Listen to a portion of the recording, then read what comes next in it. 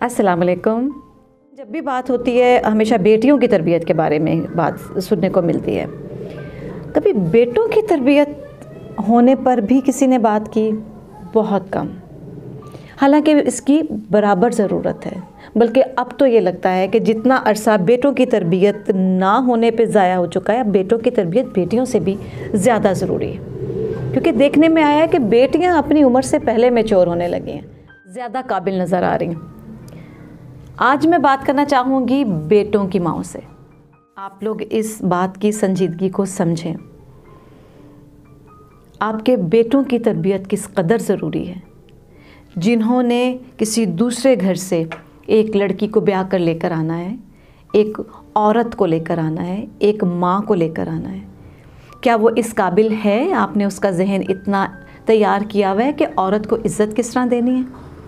क्या उसको ये बताया है कि वो जो दूसरे घर से आने वाली अपना सब कुछ छोड़ छाड़ के, अपना सब कुछ जिसको वो अपना कहती थी, वो कहीं पीछे छोड़कर आ रही? बेटे की अच्छी तरबियत कितनी ज़रूरी है इसका पता तब चलता है जब हम अपनी बेटी ब्याहते हैं। जब हमारी बेटी किसी दूसरे घर में जाती है, वहाँ जाकर जब वो हमें बताती है कि उसका शौहर कैसा आदमी है, तो फिर पता चलता है कि इस लड़के की माँ ने इसकी कैसी तरबियत की हुई है। बेटियों को जितनी मर्ज़ी तरबियत दे लेंगे, वो किसी काम नहीं आएंगी अगर माएँ बेटों को तरबियत नहीं देंगी। ज़िंदगी में कैसे बैलेंस होगा?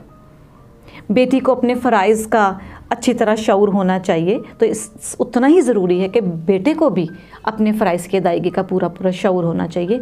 उसको दूसरों के हकूक़ अदा करने का पूरा एहसास होना चाहिए। ये ताना मेना तो हम नानी दादी से सुनते आए हैं। जब कोई बहू बनकर आती है तो उसको बड़े आराम से सास या घर की कोई और बड़ी औरत कह देती है कि तुम्हारी माँ ने तुम्हारी तरबियत अच्छी नहीं की। कभी किसी लड़के के बारे में तो ऐसा कहते मैंने नहीं सुना, किसी दामाद के बारे में। हालांकि होता तो ऐसा है ना। बेटी के ऊपर ज़रूरी है कि उसको घर बना कर रखना है, घर को जोड़ कर रखना है, तो बेटे के ऊपर भी उतना ही फ़र्ज़ है। नहीं कि वो इतना कमा सकता हो कि वो जिस दूसरे घर से एक लड़की को लेकर आ रहा है तो उसको ये पता हो कि उस घर में वो किस तरह ज़िंदगी गुजारती थी। अब मैंने उसको उससे कम से कम उससे ज़्यादा नहीं तो उसके बराबर तो मैंने उसको ज़िंदगी गुजारने के वसाइल जो हैं वो उसको देने हैं। ऐसा तो नहीं कि किसी लड़की को ब्याह कर ले आए और फिर एक बच्चे का बाप भी बन जाए और उसका हाथ हर वक्त अपने माँ बाप के आगे फैलता रहे। ये एक बेटी के साथ बहुत बड़ा जुल्म है। दूसरी बात ये कि उस बेटे को क्या इज़्ज़त करना आती है, उसको अपनी इज़्ज़त बनवाना आती है। एक बेटे की अगर अपने घर में ख़ुद इज़्ज़त नहीं है ना, तो वो जो जिसको ब्याह कर लेकर आ रहा है ना, उसको भी सारी ज़िंदगी अब इज़्ज़त नहीं मिलने वाली। वो लड़का जो किसी लड़की को ब्याह कर लेकर आ रहा है, क्या उसको दूसरों की इज़्ज़त करना आती है? क्या उसको पता है कि औरत का मुकाम क्या है? अगर वो अपनी माँ के साथ ही हर वक्त झगड़ता रहा, अगर वो अपनी बहनों के साथ ही हर वक्त ज़ुबान दराज़ियाँ करता रहा होगा, तो वो दूसरे घर से आने वाली लड़की जिसकी अब जो उसकी बीवी बन चुकी है, उसको भी कभी इज़्ज़त नहीं दे सके। उसको औरत की नफ्सियात सिखाए बग़ैर शादी क्यों कर देते हैं? उसको ये बताना बेहद ज़रूरी है कि माँ थी तो वो कुछ और थी, बहनें हैं तो वो कुछ और तरह से हैं। अब एक औरत जो तुम्हारे लिए ब्याह कर आ रही है, वो टोटली तुम पे डिपेंडेंट होगी। तो ये बेटे को औरत की पूरी नफ्सियात समझाना माँ का काम है, बाप का काम। उसके बाद शादी से पहले ये डाल दिया जाता है कि लड़की के जो मायके हैं, लड़की के माँ बाप बहन भाई, उनसे ज़रा तुम बस फासले पे ही रहना। क्यों? उसके साथ ब्याह कराने वाली लड़की जो है वो उसके वालिदैन, उसके बहन भाइयों, उसके चचा ताया फूफा मामी सबकी बेहद इज़्ज़त करे, उनके आने पे उनकी खिदमत करे। तो आपका बेटा क्यों नहीं? आपने उसको क्यों नहीं सिखाया कि जब तुम्हारी बीवी के पेरेंट्स की बात आती है, तुम्हारी बीवी के बहन भाइयों की बात आती है, तो तुम पर भी उनकी उतनी ही रिस्पेक्ट और ख़िदमत फ़र्ज़ है जितनी तुम्हारी बीवी पर है। मैं तो समझती हूँ लड़की से ज़्यादा लड़के के ऊपर शादी के बाद ज़्यादा जिम्मेदारी पड़ जाती है, जब उसको घर में सबको बैलेंस रखना पड़ता है।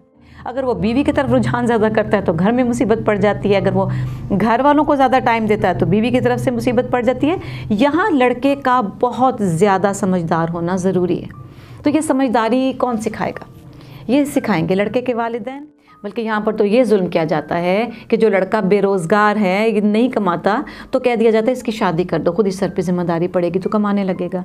जो लड़का घर में झगड़े करता है, बद अखलाक है, उसके लिए कहा जाता है कि इसकी शादी कर दो, बीवी आएगी तो ये खुद ही इसका मूड सेट होने लग जाएगा, खुश रहने लगेगा। ऐसा नहीं होता। अपने बेटे को पहले पूरी तरह सर से पैर तक, उसका दिमाग, उसका मिजाज, उसकी तबीयत, उसकी तरबियत, पहले सब कुछ दुरुस्त करने के बाद किसी बेटी की ज़िंदगी को उसकी ज़िंदगी में शामिल करें। ऐसा कभी भी नहीं होता। शादी के बाद कभी किसी को सुधरते नहीं देखा। हर माँ, यहाँ पर देखा है कि हर माँ को अपने जैसे तैसे बेटे के लिए भी सुपर बहू चाहिए होती है। अपने बेटे की ना तो शक्ल सूरत देखी जाती है, ना उसकी काबिलियत देखी जाती है, लेकिन उनको बहू चाहिए होती है चाँद का टुकड़ा। और जब वो चाँद का टुकड़ा अपने घर आ जाता है तो फिर उस चाँद को ग्रहण भी यही बातें लगाती हैं कि जिनकी कमी होती है, उस तरबियत की कमी होती है जो बेटे की नहीं की गई होती। यानी शादी का उम्र से कोई ताल्लुक़ नहीं है, शादी का ताल्लुक़ ज़हन से है, शादी का ताल्लुक़ तरबियत से है। मेरा तो बस नहीं चलता कि ये शादी से पहले लड़के लड़कियों के लिए एक डिग्री मुकर्रर कर दी जाए और आपको जॉब तब मिलेगी जब आपके हाथ में ये डिग्री होगी। इसी तरह बेटे बेटियों की शादी के वक्त भी कोई कोर्स ऐसा होना चाहिए कि जब वो उसमें वो क्वालिफाई कर जाएं, कहा जाए हाँ भी अब इसकी शादी कर दो। उससे पहले तो बस यही कुछ है कि इधर धमाका उधर धमाका, लड़ाई झगड़े, बदनज़मी, फिर क्या रह जाता है? कंप्रोमाइज़। जो बच्चे कंप्रोमाइज़ करने का हौसला रखते हैं उनकी शादियां कामयाब रहती हैं, और जिनमें ये कंप्रोमाइज़ का, ये सेक्रीफाइस का, कुर्बानी का जज्बा नहीं होता, उनकी बदनसीबी से शादियां टूट जाती हैं।